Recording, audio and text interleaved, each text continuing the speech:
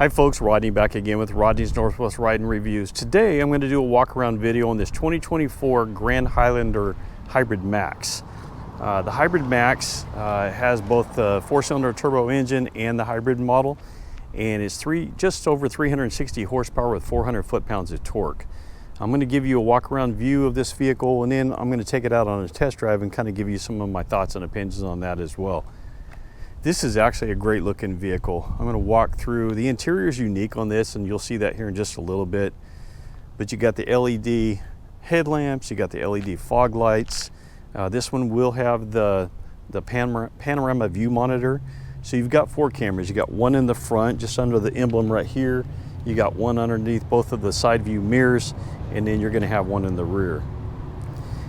Benefits of the panorama view monitor, some people call it bird's eye view, is it makes it really nice. Pulling into a parking space, you can see exactly where you're at as far as, in the lines, how close you are to a curb. And then it does assist in parallel parking as well.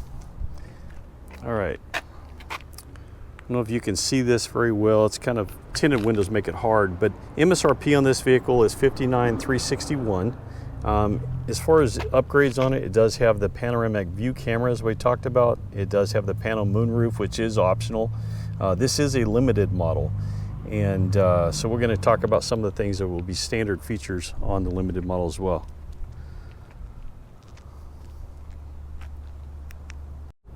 Okay, pulled into the sunlight so you can actually see this a little bit better, but you're 26 in the city, 27 on the highway with a combined of 27. I'm going to give you just a quick walk around, give you a full view of the vehicle here.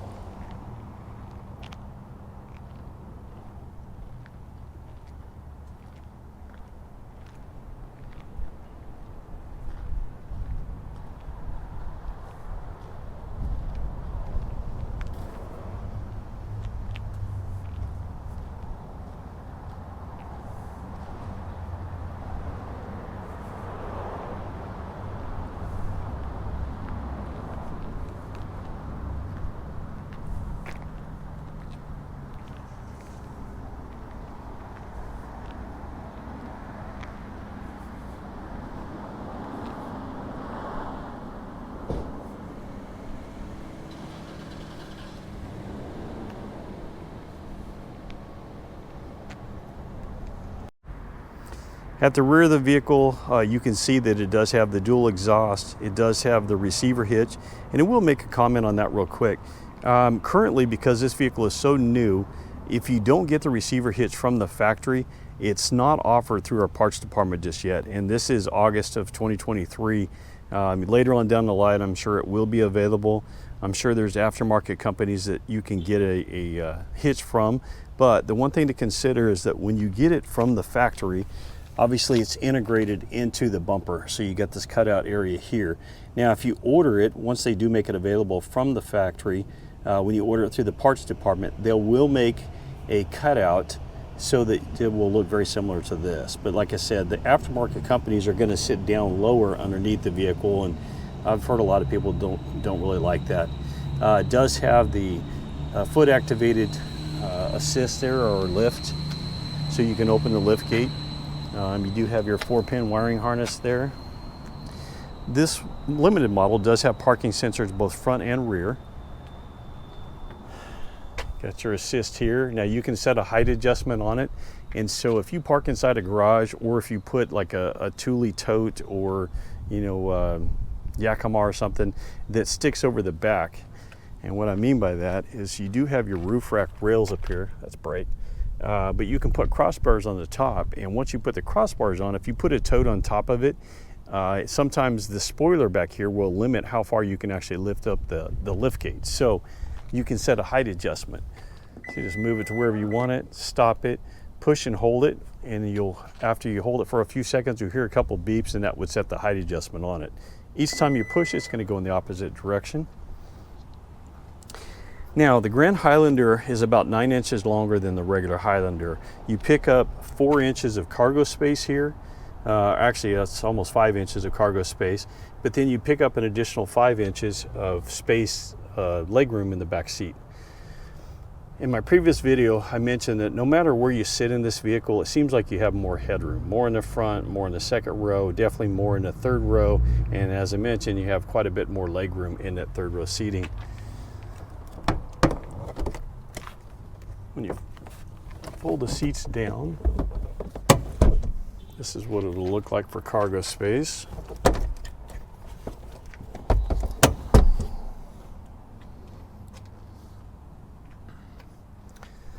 All right, we're going to close this.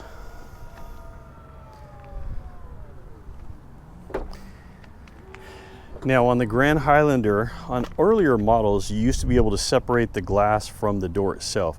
Unfortunately, there is no button here to separate the glass from the door.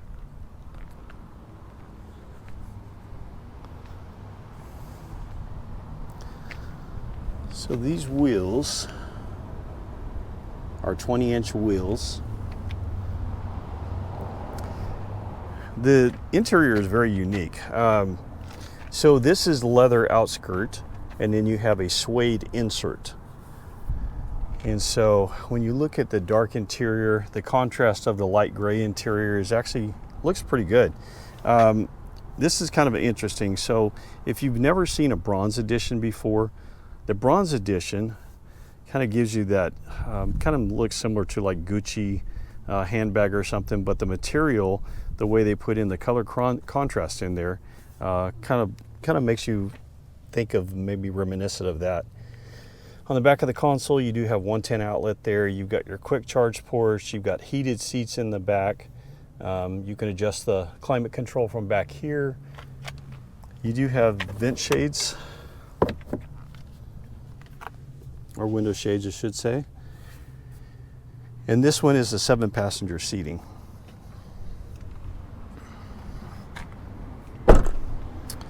All right, inside the vehicle, get interesting door panels here. It almost looks like carbon fiber, but your power windows, power locks, power mirrors for both the driver and passenger side. This does have the power folding feature, so you can either set it up where you can do it manually, or you can do it when you lock the doors. It will automatically close or fold the windows, fold the mirrors. You got memory seating there for multiple drivers. For your auto dimming headlamps, or this is your auto dimming headlamps, part of your safety features, you're going to have lane departure, you're going to have adaptive cruise control, you have lane centering, you have pedestrian detection and low light. You also have a new feature that's pedestrian detection. So basically what it does, when you're pulling up to a stoplight or just driving down the road, if somebody comes at you at this side, for instance like a pedestrian or a bicyclist or something, it does have that obstacle detection as well. You got your tilt and telescopic steering wheel. Here again, you got the suede, you got the bronze striping. I'm gonna hop inside the vehicle. You have more bronze coloring on the gear shift selector. Oval ring here.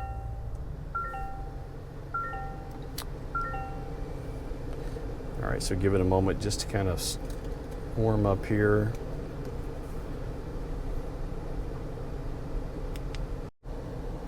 All right, on the steering wheel, your arrows left and right and up and down operate your center screen in front of you.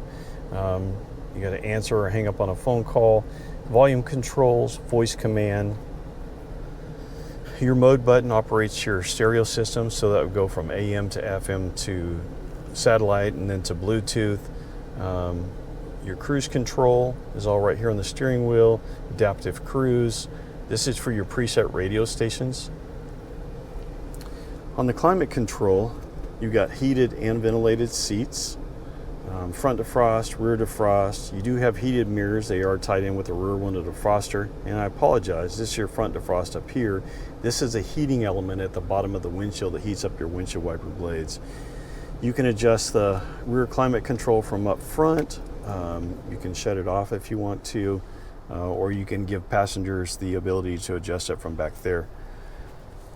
We talked about the bronze coloring, so here's another bronze ring that you get here. Traction control, mud and sand, rock and dirt, that pertains to your all-wheel drive system. And so basically what it does is use the analog braking system to allow you to select, number one, the type of terrain, but the analog braking system works individually on each wheel to give you ultimate traction. You got Eco, Normal, and Sport mode. Eco obviously is going to get you the best fuel economy. Sport will give you the most performance, and Normal's just in between. Snow mode and downhill assist. If anybody's never used a downhill assist, it's a cool feature. There again, it uses your analog braking system individually, but it allows you to come down off of maybe a steep gravel hill or something that's snow or ice covered, and allows the vehicle to come down at a speed that it can maintain by itself. So basically all you're doing is you're steering. You can override the system and stop the vehicle or speed up if you wanted to, but this basically does it all on its own. You got your Qi wireless charging system. You got your charge pad up here. It's kind of hard to see. We talked about the panoramic view monitor. And so this gives you a 360 degree view from down low, but when you put it in reverse, you see your parallel views here, and then you got your backup camera, and you also have dynamic lines. So it gives you a projected path of where you're going to be backing up to.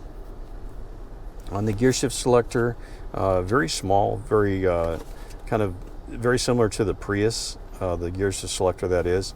Anytime you want to park, you can put it in park, or you can actually hit the power button and that will shut it off, and also put it in park too. Reverse, neutral drive, and then the M is going to be for your, well, that's a great question. I'm not sure what the M is for. Normally it has a B for brake, and so when you're coming off of like a mountain pass or coming down a downhill slope, you can put it in the B for brake, and I'm sure that's what the M is for as well, but it uses the regenerative braking to help slow the vehicle down and help charge up the hybrid battery a lot quicker. You do have your auto dimming rear view mirror. You've also got home link on the bottom of it. Got a place to put sunglasses or eyeglasses. You got your map reading lights for both the driver and passenger side. You also have another light here that lights up in this console area down here at nighttime, so you can see. You can open up the shade, and that's for your panoramic sunroof. Now on the panoramic sunroof, just this front window will open up and slide back. The second window back there is stationary, but the one thing that I've noticed in the vehicles that have the panoramic sunroof is that it makes it really nice because it allows a lot more light in, and then makes it seem much larger in the back. So if people get claustrophobic or car sick, this will definitely help. With the shade, you can actually move it to wherever you want it and stop it, or you can go ahead and close it all the way. All right, you do have vanity mirrors and adjustable visors. Does have the upgraded JBL audio system. You see more bronze, I guess, overlay there on the bezels. And same thing right here, and then more surrounding the console.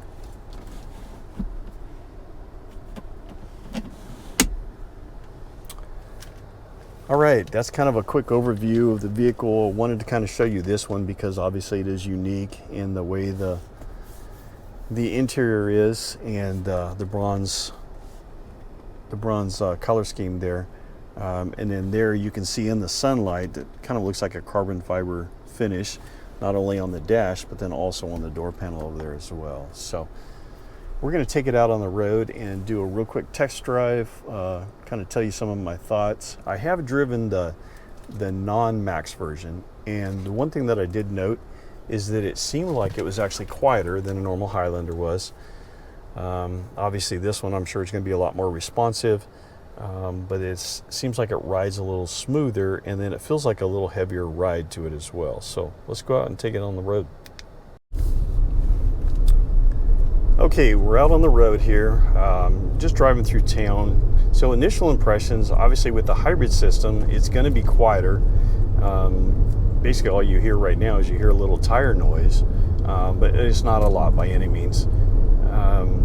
When you kind of step on it, it's actually very responsive. When the gas engine comes on, and keep in mind that with the hybrid system, most of your driving in town is going to be on strictly electric.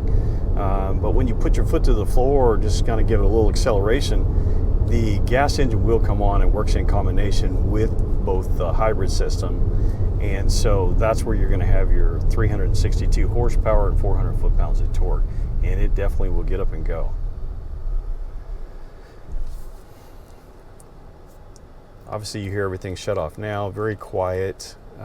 Like I said, running around town is going to be very quiet. Just see your instrumentation here, your eco power mode over here.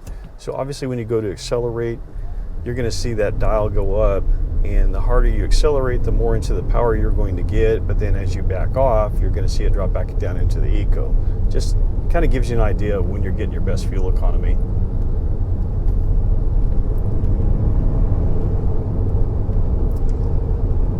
Doesn't take long to jump up there and speed pretty quick. As I mentioned, it has a very comfortable ride.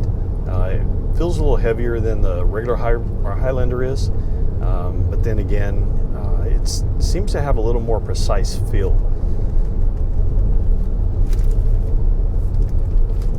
All right, we're going to go down and hit the highway, and I'll give you some thoughts on that as well. All right, we're getting close to the freeway here, just about to jump on. One of the things I didn't notice as I was driving through town is I was actually in the eco mode. So I put it in the normal, huge difference. I'm going to go ahead and drop it into sport mode, and we're going to get out on the highway here, and you'll be able to feel the difference. But already I can tell a huge difference, and you can hear the gas engine and that turbo kick in a lot quicker. So with the sport mode, it's going to it tightens up your steering. It gives you a quicker brake and throttle response, and I'm sure the acceleration is going to be a lot more as well. Give this car a little head start. Oh yeah, that's pretty quick for a Highlander.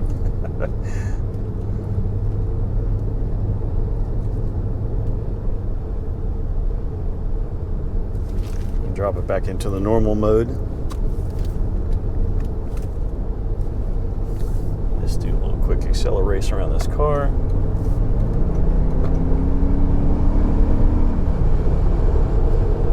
Yeah, it jumps up to 75 pretty quick there.